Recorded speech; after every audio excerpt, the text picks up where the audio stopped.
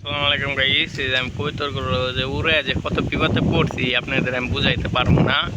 বাতাসে দেখেন কোন ফিল্ড এনে দিচ্ছে কবুতর। ভাগ্য ভালো আমি 3 পিস কবুতর উড়েছি মাত্র, আর উড়াই নাই। অনেক পছন্দ বাতাস আমাদের এখানে। এই যে দেখেন কোথায় নিয়ে যায় তাই না।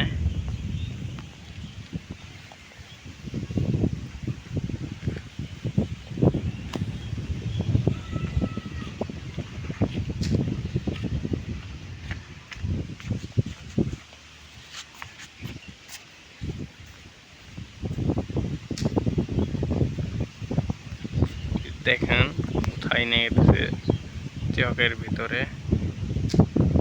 এখানে এলো আমাদের বাসা, এখানে গাছের জন্য আমার বাংলা দেখা যায় না। এই যে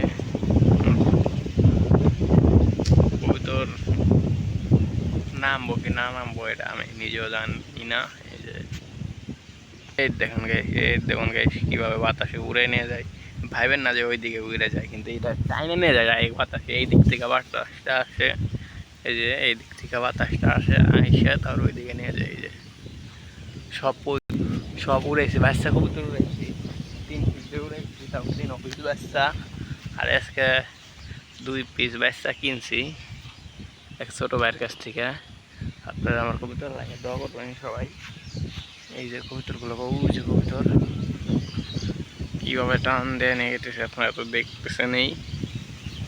এই যে আরেক ভাই আমার মনে করলেন টিকটকে ছোট করতে থাকে, কিন্তু ইনশাল্লাহ একজন মানুষ একজনকে ছোট করতে পারে না জীবনও। কিন্তু সে আমার কবুতর নাকি বাংলা কবুতর। ভাই আমার যেটা আছে এইটা দিয়ে আসো, খেলে আসো। কিন্তু মনে করলেন সে খেলতেও রাজি না।